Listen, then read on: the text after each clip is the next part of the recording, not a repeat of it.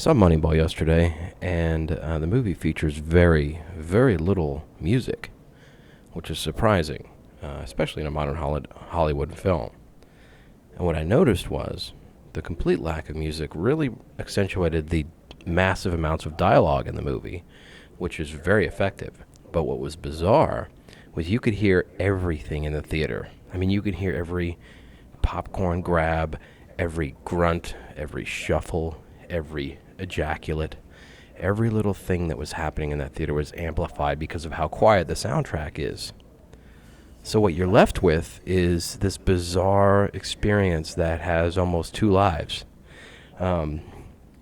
where the movie's doing its part to entertain and educate and get you involved, but you're also noticing all of this bizarre shit going on in the theater around you, and it tells you just how weird people are, like how fidgety they are, and how they can't just be there. They have to, there was never a moment where there wasn't all sorts of dog shit happening in the crowd. Just all sorts of dumb dog shit. I mean, you can hear people's stomachs turning into each other. You can hear shunting happen beneath belts. You can hear people's armpits turning into themselves. You can hear people's mind working. You can hear their eyes moving left to right. You can hear the tiny utterings of a flaccid penis. It's just a crazy amount of shit going on. And I thank Moneyball for that. You're in last place, Dad. Do I look worried? Yeah. Critics agree Moneyball is one of the best movies of the year. How long is Billy Bean gonna last? He's proven himself right out of a job. What the hell am I doing? Brad Pitt shows us just how good he is. We're gonna rethink the game. This is the kind of decision that gets you fired. Do you believe in this thing or not? I do. Based on the remarkable true story. I've been in this game a long time. I want it to mean something. Moneyball. Rated PG-13.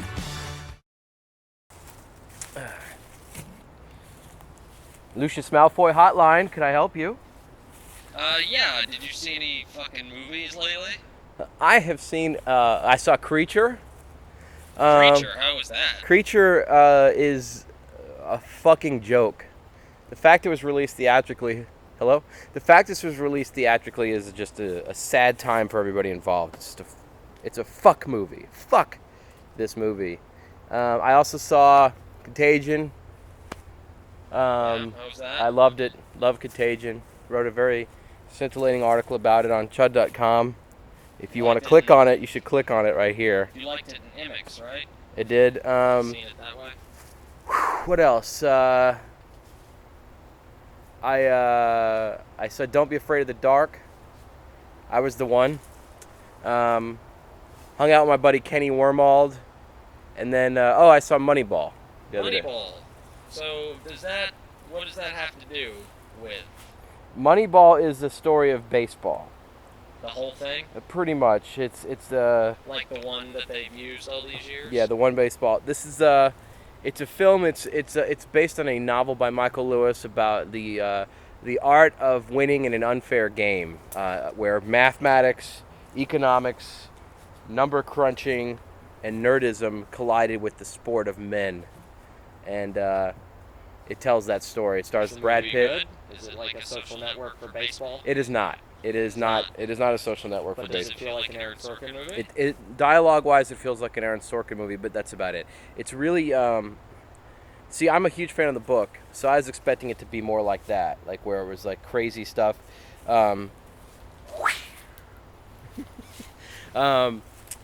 But it wasn't. It wasn't nearly as stat-driven or crazy or like about the drafting process or about the business as it was particularly focused on one season in the Oakland Athletics' history where Billy Bean, played by Brad Pitt, turned a bizarre group of misfits into a winning team.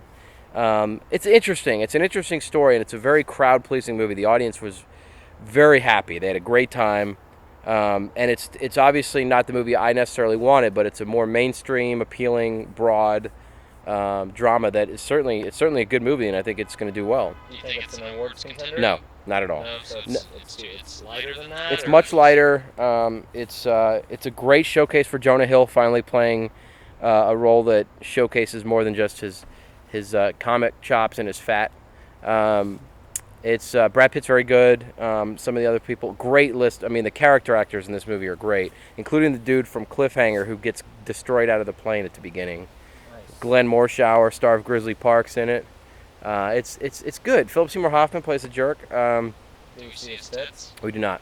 No, I mean, I really wanted Moneyball to be, it's like one of my most excited, most anticipated movies of the year, and it wasn't that. It wasn't my baseball movie, but it was a very good, very entertaining movie that I think will do well. It'll do better than it would have done if it was the movie I wanted it to be, so.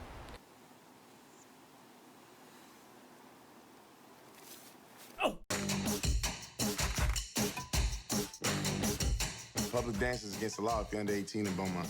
Are you kidding me? What do people do here? Just hang out? Yeah, and other stuff. I don't want you to see that boy again. Why? Because I've heard he's trouble.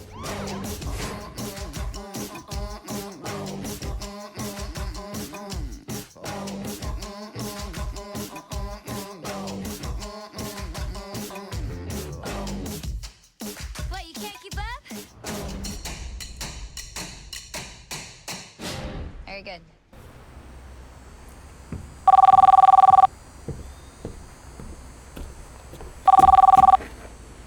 Hello?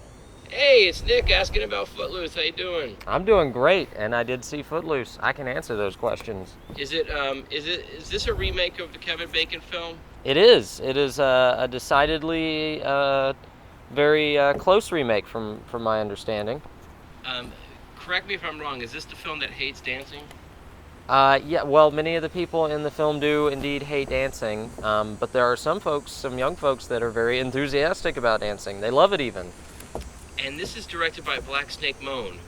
Yeah. Black Snake Moan. He used to go by Craig Brewer. Before that, though, he was known as Hustle Flow. Right. And yeah, he decided to, after much refusal, he finally decided to take on and do Footloose for the masses, for the younger generation. What kind of man takes a phone call in the woods? A great one, the best one, perhaps. So, tell me if this is worth people's time. I think it's very much worth people's time. It's definitely kind of Craig Brewer light, so to speak, but you can feel the themes and the things that the director is fascinated with from Hustle and Flow and Black Snake Moan in Footloose. There are pieces of the old film that he amplifies to fit his interests, and it's just very entertaining and well put together and well acted and charming.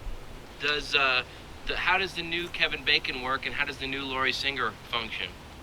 They both are really great. They have a lot of chemistry. The young lady falls out of the film for a little bit too long, but Kenny Wormald plays the new lead, and he's pretty excellent. He's very charismatic, and he's a great dancer, and he's good stuff.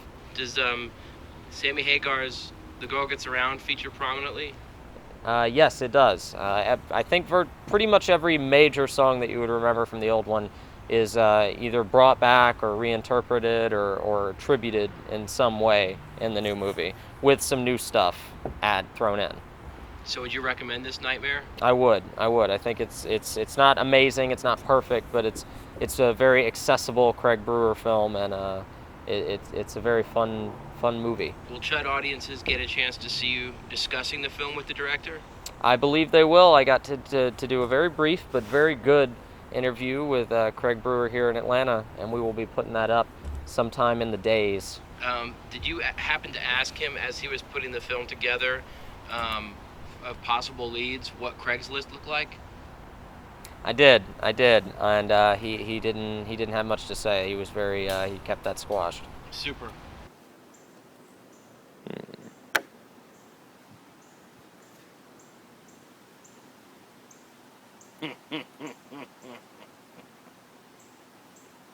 I look at Footloose and I know it's my PG-13 movie. Right. It's my popcorn film. Mm-hmm. I'm definitely here to entertain.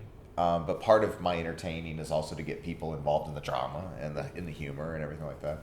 But I do feel that there is a continuity to my other films. I feel like you could put all three together, and Footloose doesn't seem like I've put a stop on myself necessarily. And it to me, it begs kind of like the subject you're bringing up, it begs the question, like, are remakes necessarily a bad thing artistically? Like, some people think that, you get to kind of rest on your laurels a little bit because you're doing something that's already been done. I sure as hell didn't feel that way. I felt like I had more at risk. I felt like I not only needed to service the original material and pay homage to the source, but it had to be mine and it had to be relevant to an audience today. And if I drive for you, you get your money. I don't sit in while you're running it down. I don't carry a gun. I drive. 2,000 heists in this city. Whose money do I have? This driver's gotta go.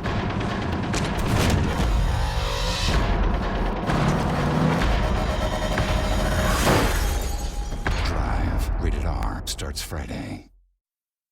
So what'd you think of Drive? I thought it was pretty cool. Ryan Gosling. So good. Albert Brooks.